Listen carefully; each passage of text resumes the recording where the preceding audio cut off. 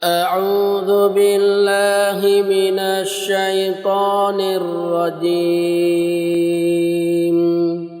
بسم الله الرحمن الرحيم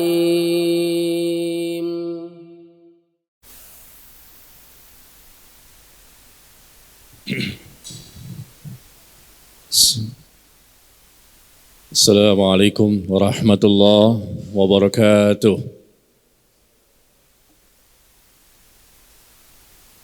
Innal hamdalillah nahmaduhu wa nasta'inuhu wa nastaghfiruh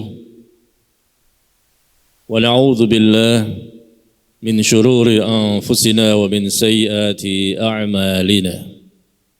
May yahdihillahu fala mudilla lahu wa may yudlil fala hadiya lahu. Asyhadu an la ilaha illallah wahdahu la syarika lah wa asyhadu anna Muhammadan abduhu wa rasuluh sallallahu alaihi wa ala alihi wasallam. Ya ayyuhalladzina amanu taqullaha haqqa tuqatih wa la tamutunna illa wa antum muslimun, amma ba'd. Ikhwan dan akhwat sekalian yang berbahagia, kita bersyukur kepada Allah Tabaraka wa Ta'ala. Di pagi hari ini Allah berikan kepada kita kesempatan, kesehatan, dan keluasan waktu serta nikmat lainnya untuk sama-sama kita mendatangi salah satu rumah Allah dalam rangka melaksanakan kewajiban yang Allah perintahkan kepada kita semua, yaitu kewajiban untuk menuntut ilmu. Kita belajar tentang agama kita, agama Islam yang kita cintai, yang kita imani, yang kita yakini, yang kita berusaha pelajari dan kita amalkan dan kita pertahankan sampai akhir hidup kita. Semoga Allah mudahkan kita dalam rangka untuk menuntut ilmu dan Allah catat amal yang kita lakukan di pagi hari ini sebagai amal saleh yang dapat memperberat timbangan kita nanti pada hari kiamat. Ikhwan dan akhwat sekalian yang berbahagia,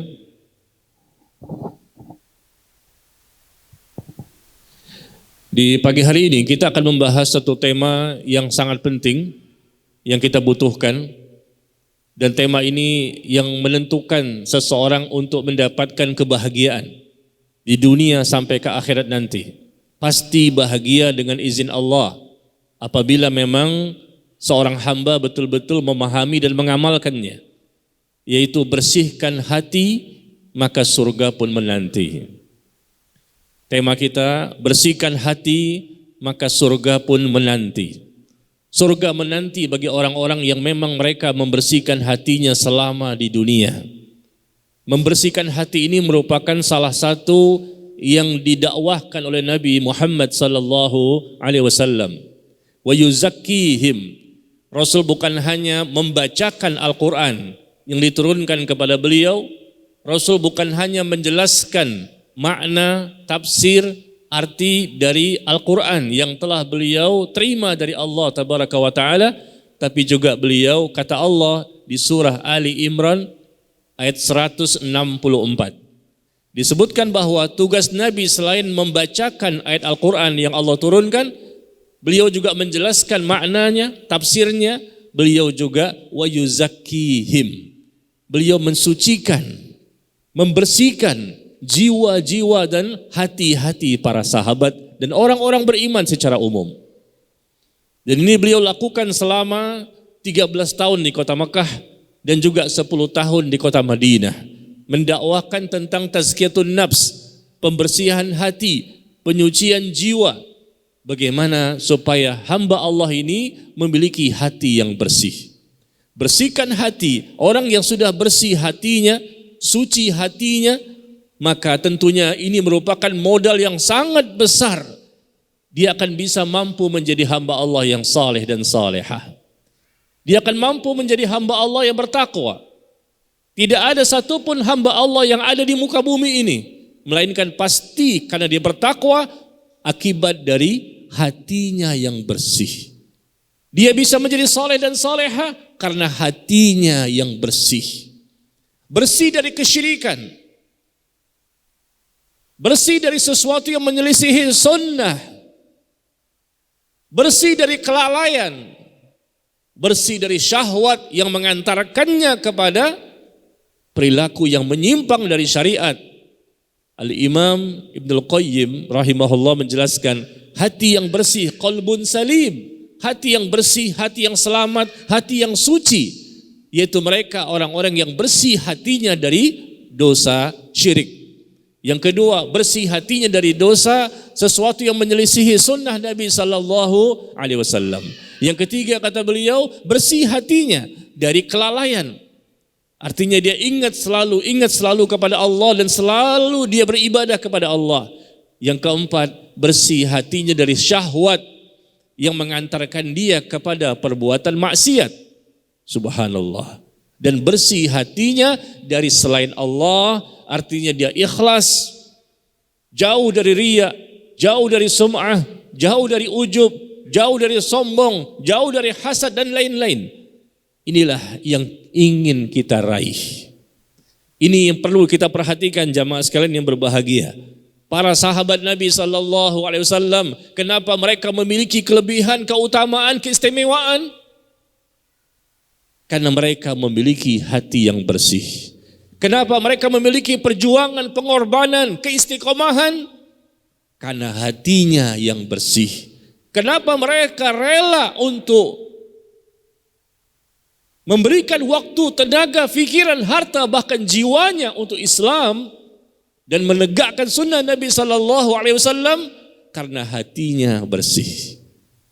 Jadi semua kaum muslimin wajib memiliki hati yang bersih. Ketika hati bersih, dia mudah istiqomah. Ketika bersih hati, dia mudah bersyukur. Ketika hati bersih, dia mudah bersabar. Ketika hati bersih, dia akan tetap yakin dengan Allah tabaraka wa ta'ala. Ketika hatinya bersih, tetap dia mampu melakukan ketaatan. Ketika hatinya bersih, maka dia mudah menjauhkan dirinya dari perbuatan dosa dan maksiat. Segala perintah dia bisa lakukan. Segala larangan mampu dia tinggalkan. Jadi jamaah sekalian, modal kita yang paling besar di muka bumi ini untuk bisa menjadi hamba Allah, yang Allah cintai, Allah rahmati, Allah ampuni, Allah berkahi. Apa sih? Hati yang bersih.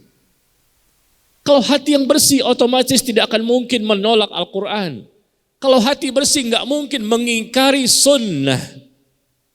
Justru dia akan semakin taat, dan selalu merespon panggilan dari Allah dan Rasul dengan ucapan sami'na wa ata'na. Kami dengar, kami taat. Kami dengar, kami taat. Itu akibat dari hati yang bersih. Dan segala macam ketaatan terasa ringan, enteng, mudah, gampang. Percaya? Kalau hati kita bersih, maka segala bentuk yang diwajibkan maupun yang disunnahkan, ini hukumnya wajib, ini hukumnya sunnah, semuanya mudah, ringan, gampang, enteng. Karena hati itu menentukan nasib dan kondisi iman seseorang. Kalau hati sudah tidak bersih, hatinya berpenyakit, hatinya kotor, hatinya rusak, hatinya keras, pasti terasa berat, susah, sulit, sesak, sempit untuk melakukan berbagai macam ketaatan. Bawaannya males, nggak sungguh-sungguh, nggak bersemangat, ya, sulit ini, susah ini, berat ini, semuanya berat. Terasa males, tidak bisa bersungguh-sungguh karena hatinya bermasalah. Nah, makanya Allah menyebutkan bahwa ya, qad aflaha man zakkaha wa qad khaba man dassaha. Kata Allah tabaraka wa taala, sungguh beruntung orang yang telah mensucikan hatinya dan telah merugi orang yang telah mengotori jiwanya. Beruntung ketika dia membersihkan dan mensucikan hatinya, dan merugi kata Allah orang yang mengotori jiwa dan hatinya. Jadi bersihkan hati, surga menanti. Ini yang mesti kita lakukan bukan sehari dua hari ya, tapi sepanjang hidup kita sampai mati. Inilah modal untuk mendapatkan husnul khatimah. Husnul khatimah akan diraih. Karena kalau hati yang bersih, otomatis dia bertawakal kepada Allah, takut kepada Allah, berharap kepada Allah. Selalu dia cinta kepada Allah. Apapun dia lakukan untuk meraih apa yang Allah inginkan. Ridho kepada Allah. Semua dia lakukan, itu semua dari hati yang bersih. Sampai-sampai Nabi Ibrahim Khalilur Rahman, kita jelas tahu semua Nabi Ibrahim alaihissalam seorang Nabi dan Rasul yang Allah cintai, dan pasti beliau diampuni semua dosa, pasti beliau dimasukkan ke dalam surga. Tapi beliau pernah berdoa kepada Allah, dan doanya dicantumkan oleh Allah dalam Al-Quran. Apa doa beliau? Wala tukhzini yauma yub'atsun. Jangan engkau hinakan aku ya Allah ketika manusia dibangkitkan nanti di padang mahsyar. Jangan engkau hinakan aku ya Allah ketika manusia dibangkitkan nanti di padang mahsyar. Yauma la yanfa'u malu wala banun illa man atallaha biqalbin salim. Jangan engkau hinakan aku ya Allah ketika manusia dibangkitkan nanti di padang mahsyar, di mana pada waktu itu tidak bermanfaat. Tidak bermanfaat. Harta dan anak-anak tidak bermanfaat. Kecuali seseorang yang menghadap engkau dengan hati yang suci, hati yang bersih, qalbun salim. Ingat, ini Nabi Ibrahim yang mengatakan, dan Allah cantumkan dalam Al-Quran. Seseorang akan menghadap Allah satu persatu, kita semua sendiri-sendiri akan menghadap Allah, mempertanggungjawabkan apa yang telah kita lakukan selama di dunia. Nabi Ibrahim, selevel beliau masih takut kalau mendapatkan siksa Allah. Selevel beliau masih takut kalau mendapatkan azab Allah. Dan beliau mengatakan, wala tukhzini yauma yub'atsun. Jangan engkau hinakan aku ya Allah ketika manusia dibangkitkan nanti pada hari kiamat. Dikumpulkan di padang mahsyar, jangan engkau hinakan aku ya Allah. Enggak mungkin Allah menghinakan beliau, orang yang Allah sangat cintai. Tapi inilah hamba yang soleh seperti itu. Dia sangat takut kepada Allah meskipun Allah mencintainya. Jangan engkau hinakan aku ya Allah ketika manusia dibangkitkan nanti di padang mahsyar. Pada waktu itu tidak bermanfaat harta dan anak-anak, kecuali orang yang menghadap engkau dengan membawa modal. Modalnya apa? Qalbun salim, hati yang bersih. Subhanallah, hati yang bersih. Itulah yang menjadi keselamatan baginya. Dia bisa selamat di akhirat, selamat di dunia dengan modal hati yang bersih. Dia akan mendapatkan azab di akhirat, mendapatkan azab juga di dunia karena hatinya kotor, hatinya membatu, hatinya keras, hatinya berpenyakit. Sehingga hubbud dunia lebih besar, mencintai dunia lebih besar, bahkan menjual akhirat demi mendapatkan dunia. Mati-matian untuk dunia, tujuannya dunia, hidupnya untuk dunia, bukan untuk akhirat. Ya, na'udzubillah min dzalik. Maka berhati-hatilah kita. Ya, Allah telah menjelaskan bahwa orang yang bersih hatinya, Allah akan berikan dia surga. Silakan ikhwan dan akhwat lihat di surah Toha. Lihat di surah Toha. Ya, surah ke-20 ayat ke-74, 75 dan 76. Allah menjanjikan orang yang membersihkan hatinya, mensucikan hatinya, menjadi qalbun salim, hati yang bersih, hati yang selamat, hati yang hidup, hati yang suci. Hati yang mudah diajak taat kepada Allah. Allah janjikan bahwa mereka akan mendapatkan surga. Di surah Toha, surah ke-20, ayat ke-74, 75 dan 76. Ya, mari kita baca. Innahu may ya'ti rabbah mujriman fa inna lahu jahannam la yamutu fiha wa la yahya.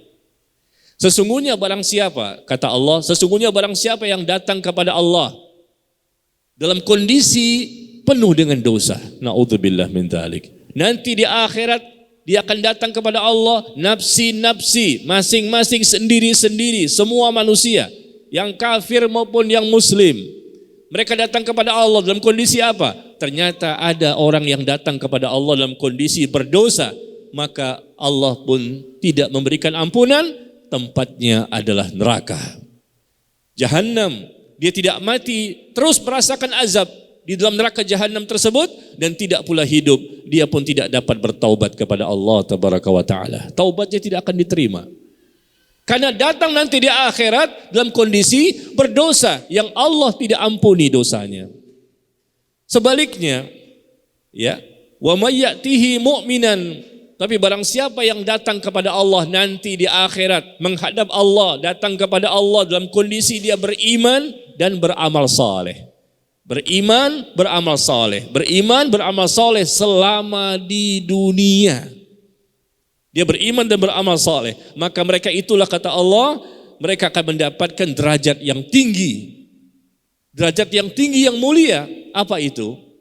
Karena mereka beriman dan beramal saleh, yaitu mereka mendapatkan surga-surga Aden, Jannatu Aden. Mereka mendapatkan surga-surga Aden yang mengalir di bawahnya sungai-sungai. Mereka kekal di dalamnya. Dan itulah kata Allah, wa dzalika jazaa'u man tazakka. Itulah, lihat kalimat akhirnya, kata Allah, itulah balasan bagi orang yang menyucikan dirinya.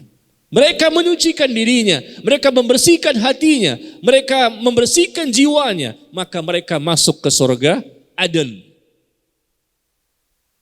Maka inilah perkara yang paling banyak dilakukan oleh para sahabat Nabi Sallallahu Alaihi Wasallam.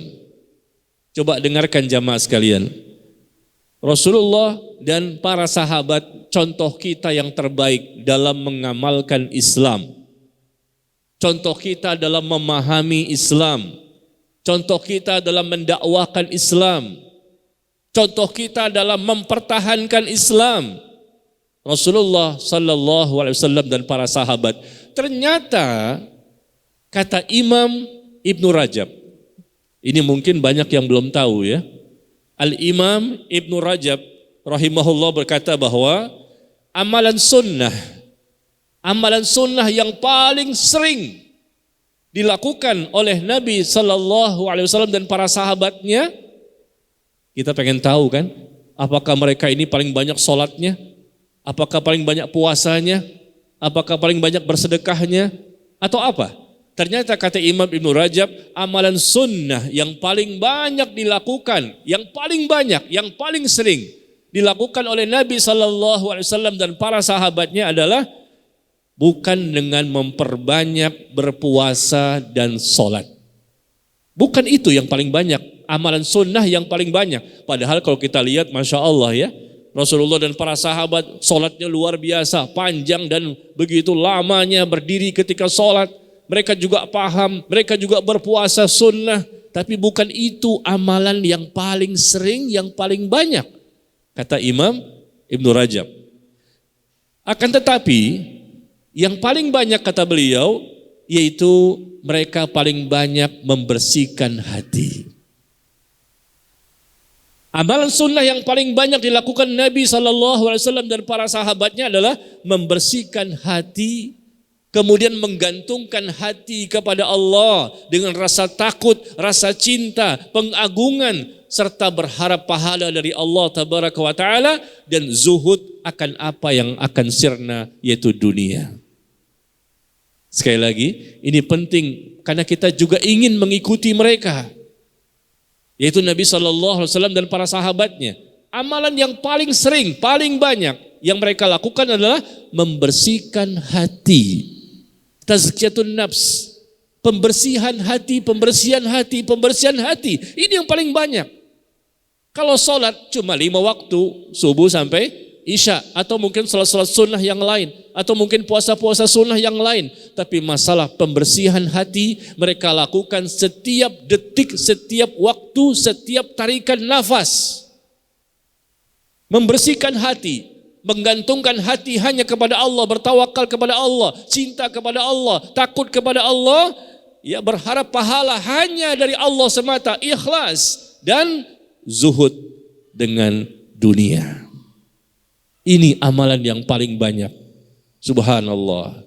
Nah, kalau kita ingin melihat ya perbuatan mereka yang menjadikan mereka begitu mulia, inilah akibatnya. Sehingga keyakinan itu luar biasa. Coba lihat ya, kita di masa pandemi seperti ini, baru setahun lebih ya pandemi, begitu banyak kaum muslimin yang kendor, imannya turun, enggak lagi semangat ya.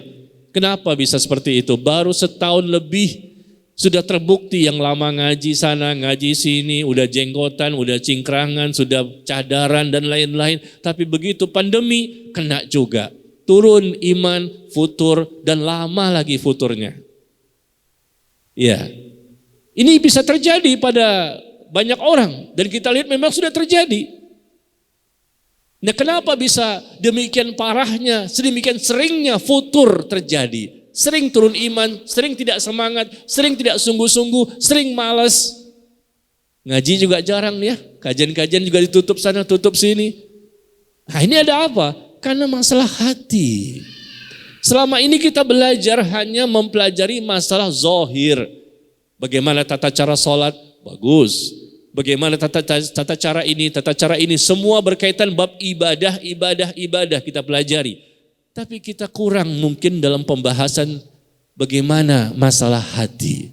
Padahal ini ternyata yang paling banyak, paling sering dilakukan, dipraktekkan oleh Nabi SAW dan para sahabatnya. Coba Rasul dalam doanya beliau mengatakan, Allahumma ya muqallibal qulub, tsabil qalbi ala dinik. Wahai yang maha membolak-balikan hati, teguhkan hatiku dalam agamamu. Ada lagi doa yang lain, Allahumma inni as'aluka qalban salima. Nabi berdoa, ya Allah aku mohon kepadamu hati yang selamat, hati yang bersih, hati yang suci. Ada lagi doa yang lain yang Rasul baca, Allahumma ati nafsi taqwaha wa zakkiha anta khairun man zakkaha anta waliyuha wa maulaha. Ya Allah, berikan kepada jiwaku, berikan kepada hatiku ketakwaan.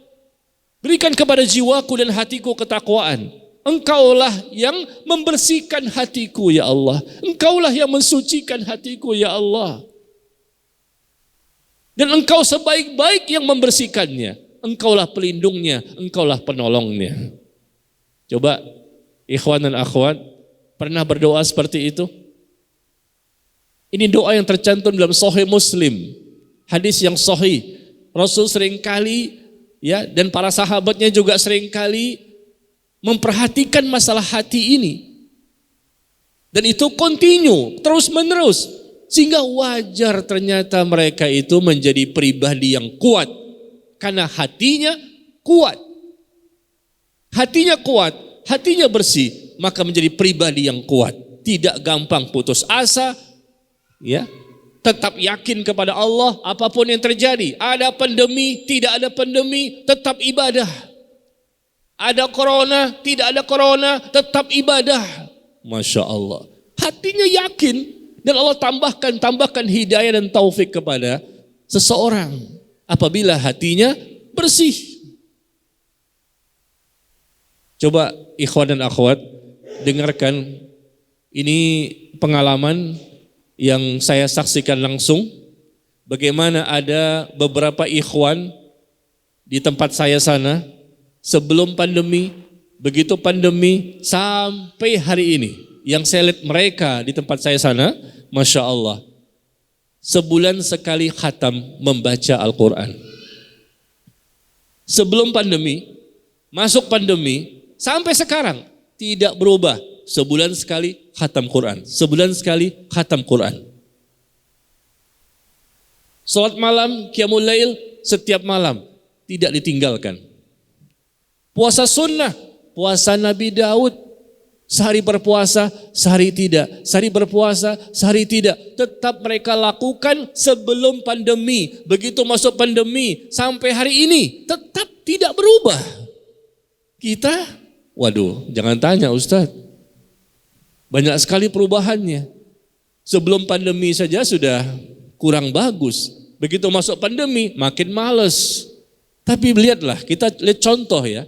Contoh orang lain yang saya lihat langsung karena mereka ibadahnya dekat rumah, dekat ya masjidnya dekat, kita dan sering berinteraksi, sering berkomunikasi, sering kita datangi, dan kita lihat, Masya Allah, apa rahasia mereka ini?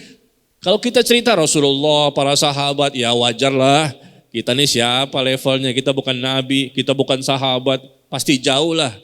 Oke lah, kita kasih contoh orang yang ada di zaman sekarang dan masih hidup. Silahkan datang ke rumah saya akan tunjukkan orangnya. Ada beberapa orang yang saya tahu persis bagaimana ibadah mereka. Karena kita selalu bersama mereka. Ini bukan nabi, bukan rasul. Tapi kok bisa? Ada apa rahasia mereka ini? Puasa Daud tetap berjalan. Salat malam tiap hari. Baca Quran 1 bulan 1 kali khatam setiap tanggal 25 tahun Hijriah. Sekarang tanggal berapa ini? Hari ini tanggal berapa? Berapa Syawal? 24. Besok mereka khatam. Besok tanggal 25 Syawal, mereka insya Allah khatam. Setiap tanggal 25. Subhanallah, itu sebelum pandemi. Ketika sudah pandemi, sampai hari ini tidak berubah. Ada apa rahasia ini? Saya dekatin mereka, karena kita setiap hari salat berjamaah, bersama-sama, kita berkomunikasi, kita berbicara, dan mereka semua belajar dengan saya. Ya, mereka ikut majelis taklim, ya, belajar sunnah. Tapi yang kita lihat apa rahasia mereka? Ternyata insya Allah ya, insya Allah perkiraan kita hati mereka insya Allah bersih. Itu kuncinya. Coba ikhwan dan akhwat yang hadir pada pagi hari ini, coba saya mau tanya, siapa yang besok khatam Quran selesai? Besok tanggal 25 kan, Syawal, siapa yang besok khatam Qurannya selesai? Kita kasih hadiah. Hadiahnya ini ya. Ada kunci mobil enggak? Subhanallah, siapa yang besok khatam Quran selesai? Atau mungkin sebelumnya sudah khatam? Kalau Ramadan khatam Quran wajar. Kita enggak kaget, enggak kagum dengan seseorang. Tapi kalau Syawal dan seterusnya, setiap bulan khatam. Wah, ini Masya Allah. Selesai subuh, saya perhatikan mereka baca Quran. Selesai zuhur, mereka sisihkan waktu untuk membaca Quran. Selesai asar, mereka sisihkan waktu membaca Quran. Selesai maghrib, sampai menunggu datangnya Isya di masjid, duduk di masjid, membaca Quran. Masya Allah. Dan datangnya mereka ke masjid bukan pas azan berkumandang. Kalau kita kan barangkali udah azan berkumandang, masih belum qomat, ini bentar lagi lah. Bentar lagi, mundur lagi. Ini yang saya lihat langsung ya, bukan kata orang. Ini bukan cerita Nabi, para sahabat, para tabi'in, orang zaman dahulu. Di zaman sekarang. 15 menit, 20 menit, bahkan setengah jam sebelum azan berkumandang, mereka sudah ada di masjid. Mereka bekerja, mencari dunia. Ada yang masih muda, ada yang sudah tua, yang paling tua 75 tahun. 75 tahun yang paling tua di antara mereka. Bagaimana kondisi? Oh, ini kan sudah tua Ustadz. Ya belum tentu juga tua bisa seperti itu. Banyak orang tua yang tidak bisa seperti itu. Setengah jam sebelum azan sudah di masjid. Salat tahiyatul masjid, lalu membaca Quran, menunggu datangnya azan. Allahu Akbar. Ini hati yang bersih. Semakin kita bersihkan hati kita, insya Allah semakin bukan hanya semangat, bukan hanya sungguh-sungguh, bukan hanya semakin rajin, bukan saja semakin enteng, mudah, gampang dan seterusnya, tapi orang itu akan semakin merasakan nikmat ibadah, manisnya ibadah dan lezatnya ibadah. Dan dia rindu untuk bertemu kembali. Kapan lagi ibadah? Jam berapa ini? Kapan lagi sholat? Kapan? Rindu. Itu hati yang bersih. Kadang-kadang udah jenggotan, udah jingkrangan, mohon maaf ya ini. Gak nyindir ya, tapi nyinggung. Gak nyindir, tapi nyinggung. Kadang-kadang kelihatannya udah, wah Masya Allah, potongannya kayak wali. Potongannya kayak wali murid. Ya. Tapi subhanallah, males. Zohirnya seperti orang yang kenal dengan sunnah, tapi nggak semangat. Malam tidur, puasa sunnah nggak ada, baca Quran juga jarang, dan amal-amal yang lain juga jarang. Subhanallah, hanya casing doang. Tapi ada orang-orang yang kita lihat, Ya, alhamdulillah dia juga belajar sunnah, tapi masya Allah kita lihat, kita perkirakan insya Allah dengan kuat dialah orang-orang yang tetap mengamalkan. Saat ini, ikhwan dan akhwat, bapak ibu sekalian yang berbahagia, saat ini kita ini butuhnya apa sih? Butuhnya sosok orang yang bisa mencontohkan. Kita butuh sosok orang yang bisa mencontohkan kepada kita, sehingga kita akan lebih terwarnai. Kalau masalah ayat, masalah hadis, udah banyak kita dengar. Udah banyak yang kita baca. Kajian sana, kajian sini, di YouTube banyak. Yang kita perlukan saat ini contoh sosok seseorang yang mencontohkan, dan memang dialah orang yang kita perkirakan memiliki hati yang bersih. Sehingga kita bisa mengikuti dia, terwarnai kita, makin semangat kita. Itu yang kita cari. Siapa teman kita? Siapa orang di sekitar kita yang memiliki semangat yang tinggi? Dengan modal hati yang bersih, dia akan semakin dahsyat beribadah, semakin dahsyat berkorban, semakin dahsyat berjuang. Semakin terlihat sekali. Tidak mudah dia marah, tidak mudah emosi, karena hatinya bersih. Ini berkaitan bukan akidah saja, tapi juga berkaitan tentang akhlak. Coba kita tes bagaimana kondisi kita. Orang yang hatinya bersih, surga menanti. Karena akidahnya benar, ibadah benar, akhlak benar. Enggak mudah emosi, enggak mudah marah. Orangnya sabar, mudah memaafkan. Tidak ada hasad, tidak ada iri, tidak ada dengki, tidak ada dendam. Hatinya plong.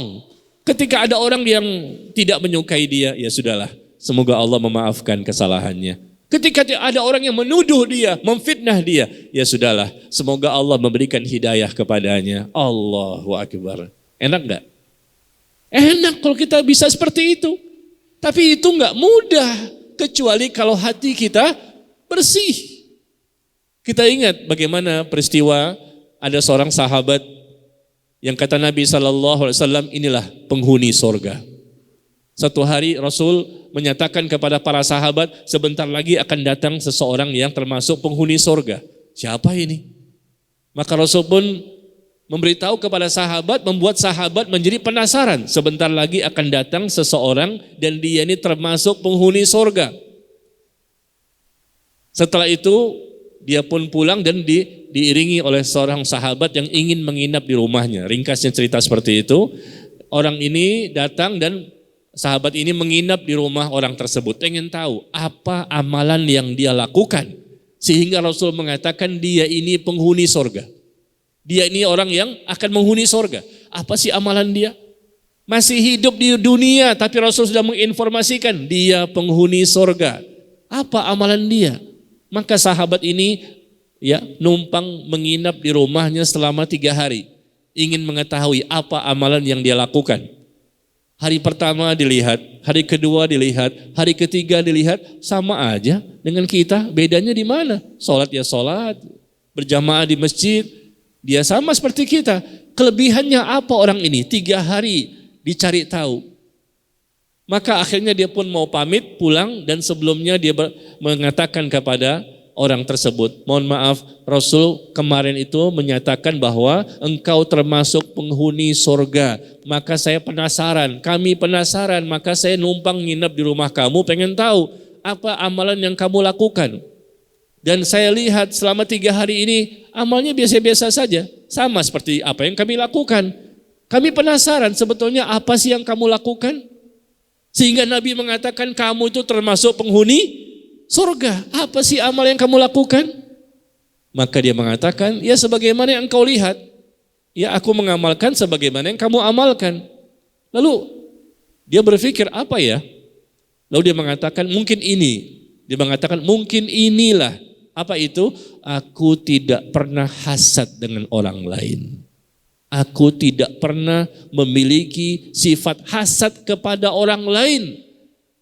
Maka sahabat tadi begitu mendengarkan dari orang tersebut bahwa dia tidak memiliki sifat hasad, maka inilah kata beliau, inilah rupanya yang menjadikan engkau, kata Nabi SAW, engkau memang termasuk penghuni surga.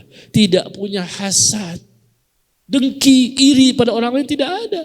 Dia punya ilmu banyak, punya amal banyak, punya harta banyak, punya apa saja yang dia tidak miliki. Enggak punya sifat hasad, hatinya bersih. Itu yang menjadikan orang itu masuk ke dalam surga. Coba dengarkan bahwa Abdullah bin Mas'ud radhiyallahu an, ya, sahabat yang bernama Abdullah bin Mas'ud radhiyallahu anhu. Beliau mengatakan, antum atwalus salah wa aktsar. Kalian para tabi'in, karena para tabi'in ini muridnya dari siapa? Murid dari Abdullah bin Mas'ud. Para tabi'in muridnya dari para sahabat.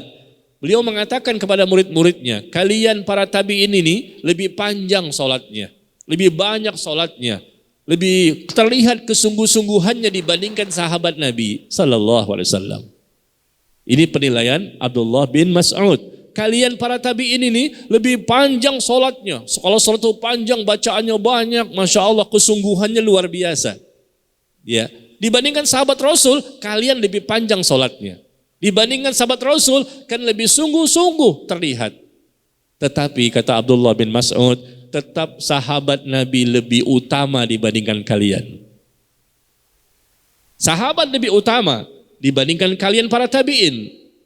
Padahal para tabi'in ini lebih banyak sholatnya, lebih panjang sholatnya, lebih terlihat kesungguh-sungguhannya. Tapi kalian gak bisa mengalahkan para sahabat.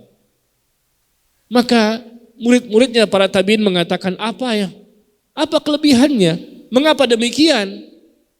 Kan bukankah kami ini lebih banyak sholatnya, lebih panjang sholatnya, lebih terlihat kesungguh-sungguhannya? Kenapa para sahabat dikatakan lebih utama dibandingkan para tabi'in? Maka Abdullah bin Mas'ud radhiyallahu anhu menjawab, karena mereka para sahabat Nabi SAW lebih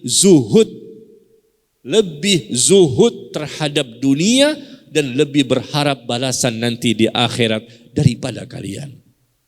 Ini kelebihan sahabat dibandingkan tabi'in, kata Abdullah bin Mas'ud. Karena para sahabat lebih zuhud terhadap dunia dan lebih mengharapkan balasan nanti di akhirat daripada kalian. Masalah apa ini? Masalah cinta kepada negeri akhirat. Cinta dunia tidak ada di hatinya. Dunia tidak ada di hati, dunia di tangan, bahkan di bawah telapak kaki mereka. Subhanallah. Ini menunjukkan bahwa cinta kehidupan akhirat dan zuhud di dunia merupakan amalan hati. Amalan hati yang luar biasa, yang dapat mengangkat derajat seseorang di dunia dan nanti di akhirat. Zuhud terhadap dunia, artinya dia hidup di dunia, dia butuh dunia, silahkan. Tapi dunia tidak ada di hatinya. Dia kaya raya sebagaimana Abdurrahman bin Auf. Dia kaya raya sebagaimana Utsman bin Affan. Dia kaya raya sebagaimana Tolhah dan lain-lain para sahabat. Tapi tidak ada dunia di hatinya, zuhud. Subhanallah, siap berkorban, siap berjuang, kapanpun dan dimanapun. Dan mereka lebih mengharapkan balasan akhirat daripada kalian para tabi'in. Padahal para tabi'in itu luar biasa ibadah mereka, tapi kelebihannya apa? Kata Abdullah bin Mas'ud, mereka lebih zuhud daripada kalian dan mereka lebih berharap dengan akhirat daripada kalian. Maka ini juga yang menjadi kelebihan dari Abu Bakar As-Siddiq. Abu Bakar As-Siddiq radhiyallahu an, apa kelebihannya? Oh, mungkin kita jawab, dia khalifah pertama yang menggantikan Nabi SAW. Apa kelebihan Abu Bakar As-Siddiq? Oh, dia ini yang menemani Rasulullah SAW sejak awal berdakwah di kota Mekah sampai ke Madinah. Apa kelebihan Abu Bakar? Kita sebutkan satu persatu. Tapi sebetulnya ada satu kelebihan yang kita belum ketahui. Abu Bakar As-Siddiq yang mengalahkan kelebihan para sahabat yang lain. Semua sahabat insya Allah mereka mulia. Mereka orang-orang yang terpilih. Mereka orang-orang yang bertakwa. Tapi di sini ada kelebihan Abu Bakar dibandingkan sahabat yang lain. Apa itu? Abu Bakar Al-Muzani rahimahullah berkata, Dan perkataan beliau tercantum dalam kitab Jami'ul Ulum wal Hikam, ya, yang ditulis oleh Al-Imam Ibnu Rajab. Perkataan dari Abu Bakar Al-Muzani rahimahullah. Beliau mengatakan, "Ma wafaqa Abu Bakar radhiyallahu an ashab Rasulullah sallallahu alaihi wasallam bisaum wala salah." Beliau mengatakan tidaklah Abu Bakar itu radhiyallahu anhu mengungguli, melebihi para sahabat Rasul sallallahu alaihi wasallam karena beliau banyak mengerjakan puasa atau salat. Bukan itu yang menyebabkan beliau lebih mengungguli dan melebihi para sahabat yang lain. Bukan itu. Bukan karena Abu Bakar itu lebih banyak sholatnya, lebih banyak puasanya, sehingga beliau lebih unggul dibandingkan Umar, Utsman, Ali dan lain-lain. Bukan itu kata beliau. Tetapi yang menjadikan Abu Bakar As-Siddiq menjadi unggul, lebih mulia, lebih utama dibandingkan para sahabat yang lain, karena ada sesuatu yang terpatri, yang menetap di dalam hatinya. Ada sesuatu yang ada di hatinya yang menjadikan dia lebih dibandingkan sahabat yang lain. Apa itu? Adanya amalan-amalan hati. Adanya hati yang ikhlas, hati yang yakin, hati yang bersyukur, hati yang selalu takut kepada Allah, hati yang cinta kepada Allah, hati yang cinta kepada akhirat, hati yang zuhud kepada dunia dan lain-lain. Itu kelebihannya. Jadi mohon maaf ya, bukan kita merendahkan atau meremehkan orang yang sholat, orang yang berpuasa. Ini perkara ibadah zahir. Pagi ini kita bicara ibadah batin. Ternyata ibadah batin itu lebih dahsyat dibandingkan yang zahir. Kalau betul batinnya, akibatnya zahir pun akan dahsyat. Tapi orang yang zahirnya dahsyat, belum tentu batinnya dahsyat. Lihat bagaimana Rasulullah dan para sahabat. Dikatakan oleh Al-Imam Ibnu Rajab, yang paling sering mereka lakukan adalah membersihkan hatinya. Lihat bagaimana Abu Bakar lebih unggul dibandingkan sahabat-sahabat yang lain. Apa yang ada di hatinya, itulah yang menjadikan beliau menjadi unggul.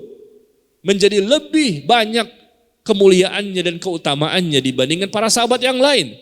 Dan itu disebutkan oleh seorang tabi'in yang bernama Abu Bakar Al-Muzani. Tidaklah Abu Bakar itu melebihi para sahabat Rasulullah yang lain dengan sholatnya, puasanya. Karena kadang-kadang kan kita begitu ya. Wah, Masya Allah sholatnya dari malam sampai pagi.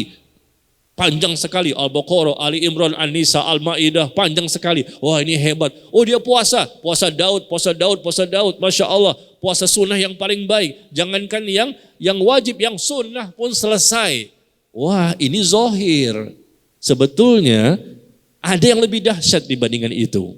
Apa itu? Ibadah batin, yaitu di hatinya bersih. Disitulah ya keluar outputnya, cinta kepada Allah, takut kepada Allah, harap kepada Allah, syukur kepada Allah.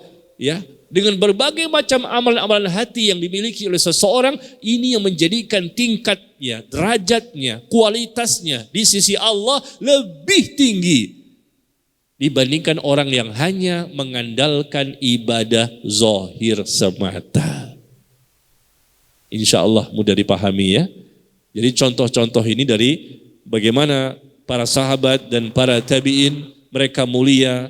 Ya Allah muliakan mereka bukan sekedar karena zakatnya, sedekahnya, infaknya, puasanya, sholatnya dan lain-lain. Tapi mereka memiliki derajat yang tinggi karena ikhlas, rasa keikhlasan yang ada di hati. Tawakal, khusyuk, takut, harap, yakin, bersabar, berbaik sangka, tawadu, tidak sombong, tidak ada hasad, tidak ada iri, tidak ada dengki. Zuhud terhadap dunia, cinta kepada Allah, ridho kepada Allah, dan berharap balasan nanti di akhirat. Itu yang mesti kita perjuangkan. Bersihkan hati, surga menanti. Ya, jadi jangan kita hanya terperdaya, tertipu dan terlena dengan ibadah-ibadah zahir saja. Bukan kita meninggalkan, harus, wajib kita kerjakan. Yang sunnah kita berlomba-lomba. Tapi ibadah batin ini yang menjadikan pandangan Allah yang pertama kali sebelum Allah menilai amal zahir seseorang. Kata Nabi SAW, Inna Allah la yanzuru ila suwarikum wa amwalikum walakinnallaha yanzuru ila qulubikum wa a'malikum. Sesungguhnya Allah enggak melihat. Allah enggak melihat kepada bentuk tubuhmu. Allah enggak melihat kepada kekayaanmu, hartamu, tapi Allah melihat yang pertama kali hatimu. Lalu amalmu. Amal nomor 2. Hati dulu. Ya, maka hati ini yang kita juga harus perbaiki, kita bersihkan. Tapi bukan begini ya. Ada syubhat yang mengatakan bagi wanita yang tidak mau pakai jilbab, nantilah, yang penting hati dulu. Hati dulu dipakaikan jilbab, baru pakai jilbab yang sebenarnya. Ini enggak boleh. Seperti itu ya. Kita bicara hati di sini, kalau hati memang ya kita bersihkan dengan baik dan sempurna, otomatis maksud saya zahir itu pun akan menjadi semakin berkualitas, akan semakin tinggi, semakin besarnya pahala seseorang. Makanya Syekhul Islam Ibnu Taimiyah rahimahullah mengatakan bahwa masing-masing orang yang beribadah itu berbeda-beda pahala yang mereka dapatkan. Salat sama-sama, di masjid yang sama, menjadi makmum sama-sama, tapi pahalanya berbeda-beda satu dengan yang lain. Kenapa? Bisa jadi tata cara salatnya sama, takbirnya sama, sesuai sunnah, bacaannya sama, tapi pahalanya berbeda. Kenapa? Masalah hatinya. Siapa di antara mereka yang lebih bersih hatinya? Mereka lebih besar pahalanya, lebih mulia di sisi Allah tabaraka wa ta'ala. Makanya Al-Imam Syekh Muhammad bin Saleh Al-Utsaimin rahimahullah mengatakan yajibu alal insan, ya, wajib bagi setiap manusia untuk memperhatikan masalah kebaikan hatinya. Perhatikan masalah kebaikan hati ini, ya. Sebelum, kata beliau, memperhatikan kebaikan tubuhnya, badannya. Hati dulu dilihat, baru tubuh. Jangan tubuhnya dilihat bagaimana cantiknya, bagaimana gantengnya, bagaimana penampilan. Tapi hati dibiarkan rusak. Tidak boleh, kata beliau. Wajib bagi seseorang untuk memperhatikan hatinya terlebih dahulu sebelum memperhatikan tubuhnya atau badannya. Kenapa? Karena kata beliau, sebab kebaikan hati itu akan terlihat di hadapan orang. Maaf, kebaikan tubuh itu akan terlihat oleh orang banyak. Tapi masalah kebaikan hati inilah yang menentukan antara seseorang dengan Allah. Seseorang dengan Allah ditentukan oleh kebaikan hatinya. Maka perbaiki hati kita, ya, insya Allah dengan hati yang bersih, lisan pun akan bersih. Tidak akan kita mencela orang, mencaci maki orang, mengutuk orang, melaknat orang. Hati yang bersih, enggak mungkin lisan itu akan menuduh orang tanpa bukti, mencela, menyakiti hati orang, enggak mungkin. Hati yang bersih, enggak mungkin orang itu menggibah, namimah, dan perbuatan-perbuatan dosa lisan lainnya. Hati bersih, lisan pun akan menjadi baik, dan tulisan pun akan menjadi baik. Lihat di sosial media, banyak netizen atau buzzer atau apalah namanya ya, dengan tulisan-tulisan yang luar biasa menakutkan. Ini semua karena apa? Karena hatinya kotor. Tapi kalau hati bersih, lisannya akan berkata yang baik. Kalau hati bersih, tulisannya pun akan baik. Komentar-komentarnya bukan komentar negatif. Dia takut kepada Allah dimanapun dan kapanpun.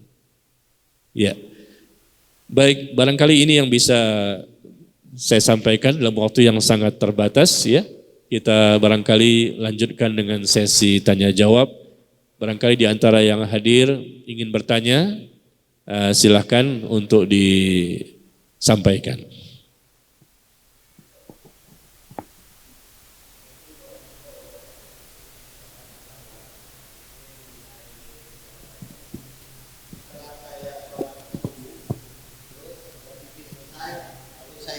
Saya kiroat. Setelah kiroat saya melaksanakan sholat suruk. Itu dibolehkan nggak, Ustaz? Hanya itu pertanyaan saya tadi. Iya. Selesai sholat subuh, antum pulang. Oh, masih di masjid.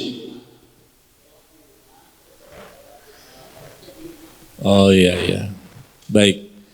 Ada hadis yang dikeluarkan oleh Imam At-Tirmidzi dan juga Imam At-Tabrani, hadis dari Anas bin Malik radhiyallahu an. Hadis ini dianggap derajatnya hasan oleh Al-Imam Al-Albani rahimahullah. Yaitu hadisnya berbunyi, ya, barang siapa yang dia salat subuh di masjid, ya, kemudian dia duduk di tempat dia salat.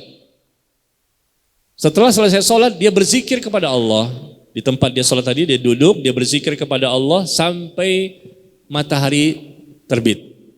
Ya, sampai matahari terbit dan tunggu, ya kita ketahui bahwa terbitnya matahari kita nggak boleh sholat ya. Tunggu sampai beberapa saat, yaitu ketika matahari setinggi tombak dikatakan, kurang lebih sekitar 15 menit lah. 15 menit setelah matahari terbit. Lalu setelah itu kita kerjakan 2 rakaat, sholat 2 rakaat. Maka dia dikatakan mendapatkan pahala, ya, haji dan umroh sempurna.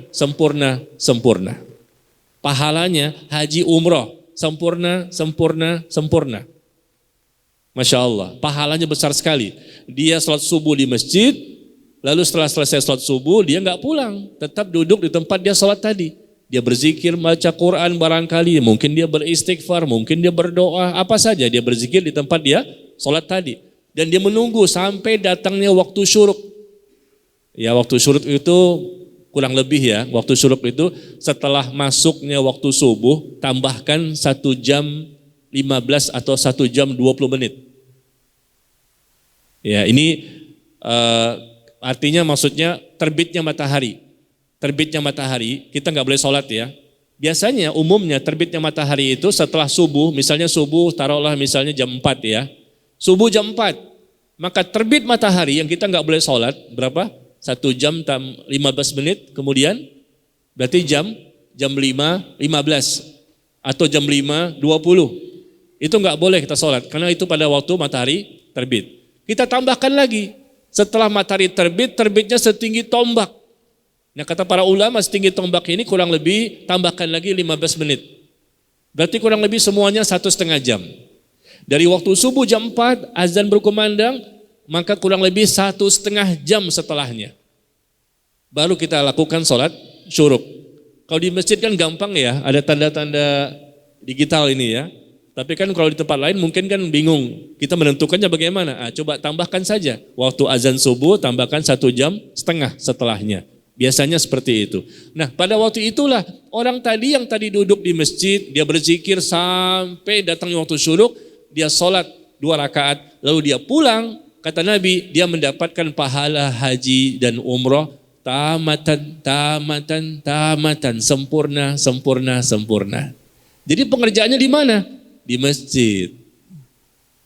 Karena hadisnya barang siapa sholat subuh di masjid, kemudian dia duduk berzikir kepada Allah di masjid, bukan pulang ke rumah. Dia berzikir di masjid, dia baca Quran dan lain-lain. Maka pengerjaannya di masjid sampai syuruk, maka baru dia mendapatkan pahala seperti itu. Bagi siapa? Bagi laki-laki yang tidak memiliki uzur. Tentunya kan ke masjid. Tapi bagi laki-laki barangkali punya uzur, mungkin dia sakit atau uzur yang lain, maka dia terpaksa sholatnya di rumah. Lalu dia melakukan juga perbuatan seperti itu sampai syuruk, maka insya Allah dia mendapatkan pahalanya. Kalau uzur, ya. Tapi yang tidak punya uzur, nggak sakit, nggak ada halangan, nggak ada apa, tapi di rumah, nggak bisa. Karena memang syariatnya mengatur orang itu di masjid. Lalu bagaimana dengan wanita? Bagaimana dengan wanita? Wanita kan tidak sholat di masjid ya, subuh juga tidak di masjid. Maka wanita bisa mengerjakan di rumah dan dia kerjakan itu, dia tetap duduk di tempat sajadahnya, dia berzikir, membaca Quran dan lain-lain sampai datang waktu syuruk, dan juga dia sholat sunnah 2 rakaat. Ya, maka dia mendapatkan pahala yang sama. Karena memang dia tidak wajib ke masjid. Itulah yang difatwakan oleh Al-Imam Abdul Aziz bin Baz.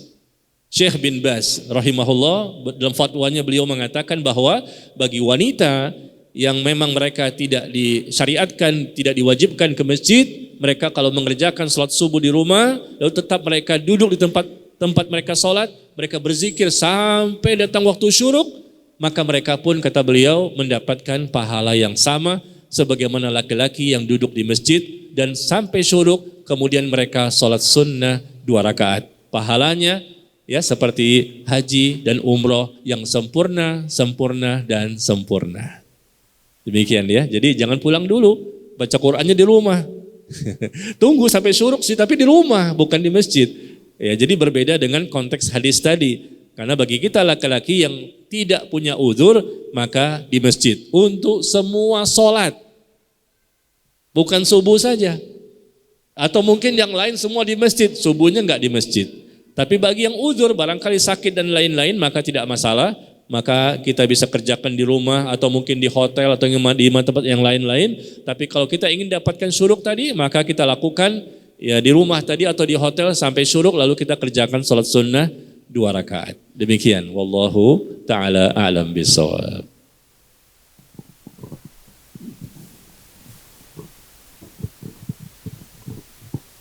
Assalamualaikum warahmatullahi wabarakatuh. Apa yang tadi dipaparkan oleh Ustaz tentang masalah hati yang bersih yaitu qalbun salim. Saya bertanya untuk menjaga qalbun salim apa kiat-kiatnya Ustaz untuk kita agar hati kita ini benar-benar menghadap Allah dengan hati yang bersih. Itulah. Assalamualaikum warahmatullahi wabarakatuh. Bagaimana untuk bisa mendapatkan hati kita ini menjadi bersih? Ada 30 cara. 30 ya. Sampai asar nih ya. Ada 30 cara, 30 kiat yang saya ketahui bagaimana caranya untuk bisa mendapatkan hati yang bersih. Sekali lagi, ini bukan perkara sepele, bukan perkara remeh, tapi hati yang bersih tujuan kita yang kita kejar. Karena ini modal terbesar. Ya, sehingga kita menjadi orang yang bertakwa, berilmu, beriman, bersungguh-sungguh dan lain-lain semuanya. Nah, jadi bagaimana caranya agar kita memiliki hati yang bersih? Pertama adalah berdoa. Berdoa kepada Allah agar Allah berikan kemampuan kepada kita untuk bisa memiliki hati yang bersih. Hati yang suci, qalbun salim, hati yang hidup, hati yang selamat, hati yang mudah sekali diajak untuk taat. Jamaah sekalian, kalau hati ini sudah bersih, otomatis jasad kita akan mudah untuk taat. Dan kalau hati ini sudah menjadi hati yang kotor berpenyakit, otomatis jasad ini akan mudah untuk melakukan dosa dan maksiat. Sebutkan dosa apa? Dosa apa saja? Yang besar maupun kecil, semuanya akibat dari apa? Hati. Berzina, mencuri, syirik, merampok, minum khamar, berjudi, apa saja dosa itu berasal dari hati yang berpenyakit, hati yang kotor, hati yang membatu, atau hati yang mati. Itulah hatinya orang kafir. Nabi SAW pernah bersabda, "Ala wa inna fil jasadi mudghah. Idza salahat salaha jasadu kullu wa idza fasadat fasada jasadu kullu ala huwa qalb." Ketahuilah kata Nabi SAW, dalam tubuh manusia terdapat segumpal daging. Apabila dia baik, maka baiklah seluruh anggota tubuhnya baik. Jauh dari dosa. Selalu taat. Baik anggota tubuhnya, telinganya terjaga, penglihatan terjaga, lisan terjaga, tangan, kaki semua terjaga karena hatinya baik. Sebaliknya kata Nabi, apabila hatinya jelek dan rusak, maka jelek dan rusak juga anggota tubuhnya, tangannya bermaksiat, kaki bermaksiat, kemaluan bermaksiat, semuanya jadi maksiat gara-gara hati. Jadi hati ini menentukan nasib kita, dunia akhirat ditentukan oleh hati. Pendosa atau orang yang ahli ibadah, pendosa atau orang yang bertakwa ditentukan oleh hati. Maka cara yang terbaik, yang paling utama doa. Kenapa? Karena doa huwal ibadah. Doa itu ibadah dan afdalul ibadah huwa doa. Kata Nabi SAW, ibadah yang paling utama, seutama-utamanya ibadah adalah doa. Dan tidak ada sesuatu yang lebih mulia di sisi Allah dibandingkan doa. Maka Nabi dan para sahabatnya kita lihat perbuatan mereka sedikit demi sedikit doa, sedikit demi sedikit doa, sedikit demi sedikit doa, pakai pakaian doa, buka pakaian doa, masuk masjid doa, keluar masjid doa, naik kendaraan doa, doa terus. Ibadah yang paling banyak yang kita lakukan di muka bumi ini apa? Doa. Salat cuma 5 kali sehari, zakat cuma 1 kali setahun, ibadah Ramadan cuma sebulan dalam setahun, haji cuma sekali seumur hidup, tapi doa setiap waktu, setiap saat, istighfar taubat dan doa-doa yang lain. Maka langkah pertama ya, untuk memiliki hati yang bersih, berdoa. Nah, doanya coba kita contohkan tadi bagaimana Rasul membaca. Pertama tadi, Allahumma inni as'aluka qalban salima. Ya Allah, aku mohon kepadamu ya Allah hati yang bersih. Ini contoh doa yang pertama. Contoh doa yang kedua yang Nabi contohkan adalah Allahumma ati nafsi taqwaha wa zakkiha anta khairun man zakkaha anta waliyuha wa maulaha. Ya Allah, berikan kepada hatiku ketakwaan. Berikan kepada hatiku, kepada jiwaku ketakwaan. Dan bersihkan ya Allah, bersihkan hatiku ini, bersihkan hatiku ya Allah. Engkaulah yang membersihkan hati. Engkau yang mampu untuk membersihkan hati. Engkaulah pelindungnya, engkaulah penolongnya. Nah, silakan searching di Google ada ya, di buku-buku doa ada.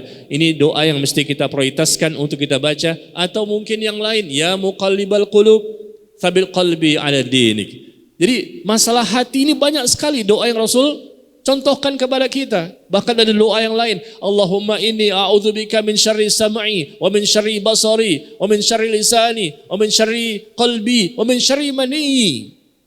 Ya Allah, aku berlindung kepadamu dari keburukan dan kejahatan pendengaranku. Aku berlindung kepadamu dari keburukan dan kejahatan penglihatanku. Aku berlindung kepadamu dari keburukan dan kejahatan lisanku. Aku berlindung kepadamu dari keburukan dan kejahatan hatiku.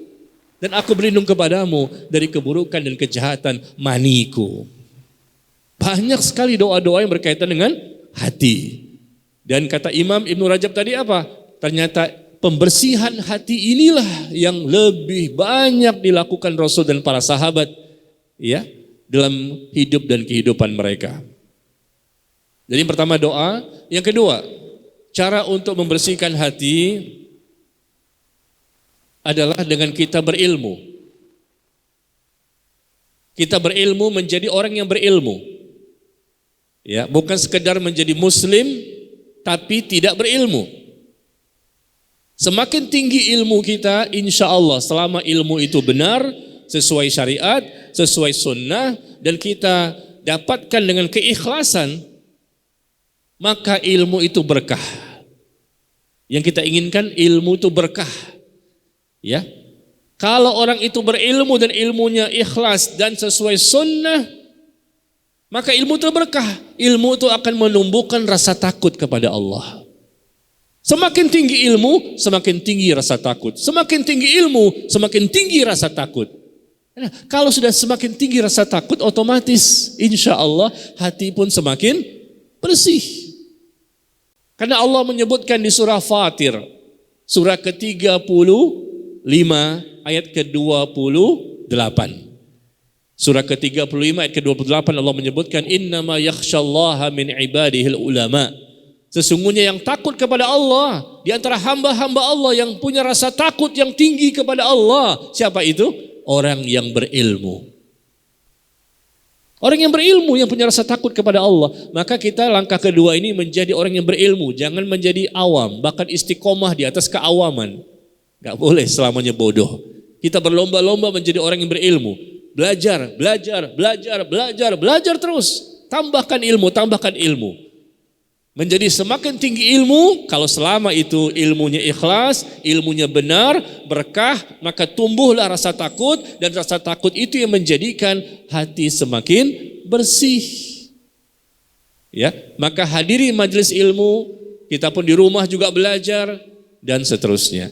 Yang ketiga, langkah yang ketiga adalah mengamalkan ilmu, supaya hati kita menjadi bersih. Kita mengamalkan ilmunya, jangan sekedar dikoleksi. tahu ini keutamaannya, pahalanya, tapi kita nggak amalkan. Orang yang tidak mengamalkan ilmunya, maka tentunya hatinya sulit untuk menjadi hati yang bersih. Meskipun mungkin dia berdoa, ilmunya banyak, tapi nggak diamalkan. Ngaji sana, ngaji sini, catatannya banyak. Di rumahnya, bukunya banyak. Masya Allah, masih plastikan. Judulnya udah dibaca, judulnya saja. Tapi nggak diamalkan. Yang wajib nggak diamalkan, yang sunnah nggak diamalkan. Bagaimana hati bisa bersih? Kita amalkan ilmu tersebut, dampaknya apa? Iman semakin kuat, iman semakin kokoh, iman semakin tegar. Demi Allah, yang mengatakan bukan saya, Allah langsung yang menyatakan. Walau fa'alu ma yu'azuna bihi lakana khairan lahum wa asyadda tathbita. Kata Allah tabaraka wa ta'ala, seandainya mereka mengamalkan ilmu yang telah mereka ketahui, ilmu yang telah mereka pelajari, mereka amalkan, mereka praktekkan, maka kata Allah itu lebih baik bagi mereka dan akan menguatkan iman mereka. Iman akan lebih kuat kata Allah kalau ilmu itu diamalkan. Kalau iman semakin kuat gara-gara mengamalkan ilmu, otomatis kalau iman semakin kuat, hati akan semakin bersih. Iman semakin kuat, hati akan semakin bersih, semakin bersih, semakin bersih. Ternyata akibat dari mengamalkan ilmu. Ya, itu Allah sebutkan di surah An-Nisa, surah keempat ayat ke-66. Ya, surah keempat ayat ke-66, bahwa orang yang mengamalkan ilmu yang telah dia ketahui, ilmu yang benar tentunya diamalkan dengan benar, dengan keikhlasan, dengan khusyuk, dengan sungguh-sungguh, maka lihat imannya akan lebih kuat. Ya. Lalu yang keempat, agar hati menjadi bersih adalah meninggalkan dosa dan maksiat. Meninggalkan perbuatan dosa dan maksiat. Semakin sedikit dosa kita, insya Allah hati kita semakin lembut, semakin bersih, semakin suci. Semakin banyak dosa, hati semakin banyak titik-titik hitam dan sekali lagi menjadi menghitam akhirnya membatu dan keras. Ya, semakin banyak dosa, hati akan menjadi keras. Hati yang keras menjadikan orang itu semakin sulit untuk taat. Hati yang keras menjadikan orang itu semakin mengingkari, membantah, ngeyel. Nah itu akibat dari hati yang keras. Kenapa keras? Karena banyak dosa. Dosa semakin banyak, hati semakin berdampak. Yang paling berdampak setelah berbuat dosa, yang paling berdampak hati. Apa kata Nabi? Setiap satu dosa tertulis satu titik hitam. Satu dosa tertulis satu titik hitam. Kalau dia bertobat, bersih lagi hatinya. Dia bertobat, bersih lagi hatinya. Tapi ketika dia berbuat dosa, tidak beristighfar, tidak bertobat, berdosa titik hitam satu, berdosa titik hitam satu, berdosa titik hitam satu. Lama-lama hitam ini menutupi seluruh hati. Nah, ketika sudah menutupi semua hati, maka hati pun menjadi keras, membantu, bahkan lebih keras dibandingkan batu. Dan akhirnya, na'udzubillah, yang awalnya hati itu cuma berpenyakit, menjadi munafik, menjadi naik peringkat, menjadi qalbun mayyit, hati yang mati. Hati yang mati ini hatinya orang kafir.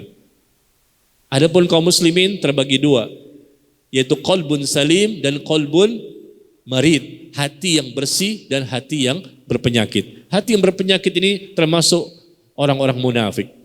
Adapun hati yang bersih adalah hati orang-orang yang beriman. Ya, jadi kita berupaya keras untuk memperkecil dosa. Bukan tidak punya dosa. Nggak bisa kita nggak punya dosa. Kita bukan malaikat. Tapi insya Allah kita bisa meminimalisir, memperkecil tingkat dosa bisa.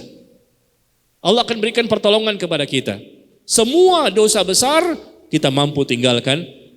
Dan dosa kecil tinggal kita berusaha perkecil. Diperkecil. Itulah levelnya orang-orang yang bertakwa. Orang bertakwa itu orang yang paling mulia di sisi Allah. Enggak ada yang bisa mengalahkan orang bertakwa. Dan orang bertakwa bukan berarti tidak punya dosa. Dia punya dosa, tapi dosa kecil, bukan dosa besar. Dan dosa kecil ini pun sudah dia istighfarkan berkali-kali. Bahkan ribuan kali dia istighfarkan dosa kecil ini yang telah dia lakukan. Allahu Akbar. Sampai-sampai Imam Ibn Rajab rahimahullah menyebutkan dalam kitabnya Jamil Ulum wal Hikam, ada salaf terdahulu, generasi salaf terdahulu yang dia menghitung-hitung dosanya sepanjang hidupnya. Dia menghitung dari mulai dia baligh sampai masa itu. Ternyata menurut perkiraan dia dosanya sekitar 36 dosa. 36 dosa. Kok bisa ya? Karena dosa sedikit bisa dihitung. Kalau kita nggak bisa ngitung, dosanya kebanyakan. Dia bisa menghitung dari mulai baligh sampai seusia itu. Dia perkirakan sekitar 36 dosa. Ini generasi salaf terdahulu ya. Maka kata Imam Ibn Rajab, dia beristighfar kepada Allah untuk setiap dosa, kan 36. Untuk setiap dosa 100.000 kali istighfar. 100.000 kali istighfar kepada Allah. Dia minta ampun kepada Allah. Cuma 36. Tapi masing-masing dosa itu yang dia ketahui, yang dia ingat 100.000 kali. Dia sangat takut kepada Allah. Dia pun membaca Al-Quran ketika sholat sampai khatam. Masya Allah, memang dia hafal Quran.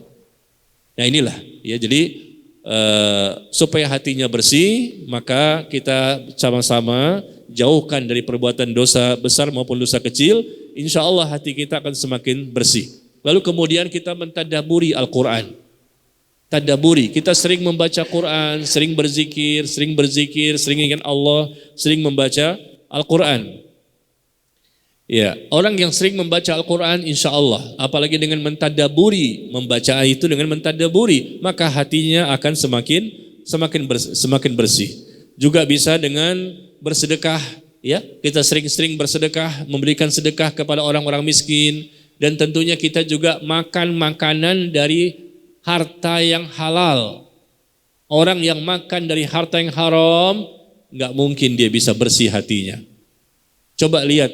Bagaimana orang semakin malas, semakin banyak dosa, semakin banyak maksiat. Ternyata akibat dari harta yang dia dapatkan nafkah itu dari cara-cara yang haram. Dari suap, dari sogok, dari menipu, dari berbohong, ya, dari memakan harta orang lain, melakukan praktek-praktek riba. Orang yang mempraktekkan riba dan tidak bertobat, lihat hatinya nggak akan bersih. Bahkan dia bisa membenarkan riba. Riba itu haram. Kerja lagi di tempat-tempat riba. Nggak mau keluar. Kenapa? Fulus. Bil fulus. Kulli syai'in tembus. Ya. Bagaimana karena uang di situ ada. Dapat fasilitas, pakai AC segala macam. Dia tahu, bukan tidak tahu. Banyak sudah dakwah sampai. Tapi kenapa nggak mau keluar? Karena hatinya kotor. Hatinya berpenyakit. Kalau orang yang hatinya bersih, otomatis tumbuh rasa takut. Dia akan keluar dari tempat-tempat pekerjaan riba. Ya. Kemudian langkah berikutnya banyak sih ya, ada 30, ini enggak semuanya Pak ya. Karena waktu kita juga terbatas. Barangkali nanti kita bisa kapan-kapan ya, kita bisa bawa tema ini untuk kita bahas dalam satu kali pertemuan ya. Bagaimana mungkin 30 semuanya atau mungkin setengahnya kita bahas semuanya cara-cara kiat untuk mendapatkan hati yang bersih. Tapi barangkali ikhwan dan akhwat kalau pengen cepet dapat tulisannya, silakan lihat di Telegram saya ada.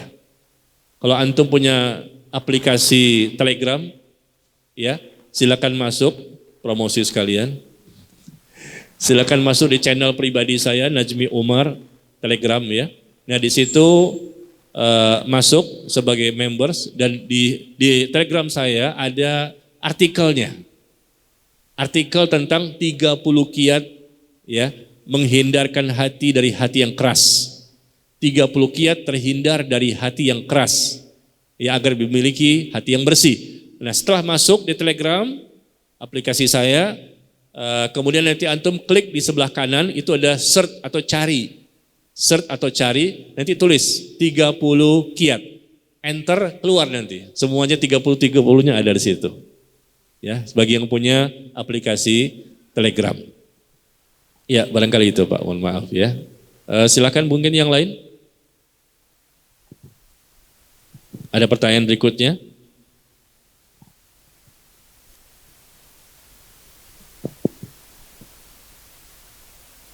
Ya, silakan.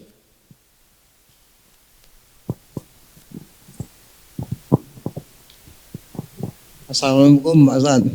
Menerusin pertanyaan tadi bab syuruk. Duduklah kamu di tempat sholatmu untuk melaksanakan sholat syuruk ya. Bagaimana kalau kita pindah-pindah dari umpama kita sholat pindah belakang, pindah kemana itu apa masih diperbolehkan? Terima kasih Pak. Iya. Masih berkaitan sholat syuruk tadi ya. Sholat syuruk itu adalah sholat duha di awal waktu. Di hadis lain Nabi menyebutkan sholat syuruk itu sholat duha di awal waktu. Jadi sekali lagi waktunya kita lihat di jam digital ya. Kalau pas terbit matahari nggak boleh, mundurkan lagi sekitar 15 menit baru kita sholat syuruk. Atau kalau kita nggak punya ini, kita bisa perkirakan mungkin jam 4 waktu masuknya subuh, nah kita tambahkan 1,5 jam. Kurang lebih seperti itu, itulah kurang lebih biasanya waktu kita sholat sunnah 2 rakaat. Nah tadi di hadis disebutkan bahwa orang yang sholat subuh di masjid, lalu dia duduk berzikir kepada Allah di tempat dia sholat tadi. Kalau bisa seperti itu. Tapi bisa jadi kan ada orang yang mungkin batal, dia wudhu lagi kan berarti keluar. Atau mungkin di masjid ini ada pengajian, ada kajian, berarti kan dia ikut duduknya berpindah dari sana mungkin duduknya dari di sini atau mungkin ya ada uzur yang lain maka tidak masalah, tidak mengapa ya, karena memang pas di masjid itu ada mungkin pengajian sehingga dia harus bergabung bersama teman-teman yang lain, mungkin kan dia di pojok sana sendirian semuanya di sini sehingga menjadi bahan perhatian. Kenapa nggak bergabung? Saya lagi nunggu sholat syuruk nih, nggak boleh bergabung karena kata hadis duduk di tempatnya sholat. Enggak mesti begitu. Karena zikirnya bukan sedang baca Quran kan, tapi ada pengajian. Maka dia bergabung dan mendengarkan pengajian itu termasuk zikir. Ya, atau tadi saya katakan mungkin dia wudhunya batal, maka dia bisa ke tempat wudhu untuk berwudhu kembali. Jadi pindahnya itu tidak masalah kalau memang ada uzur. Tapi ketika tidak ada uzur, maka sebaiknya ya tetap di tempat kita duduk tadi. Ketika kita sholat, nah disitulah kita duduk. Kalau tidak ada uzur, sebaiknya. Karena disesuaikan dengan teks hadis tersebut. Wallahu a'lam bishawab. Ya, yang lain? Masih ada waktu?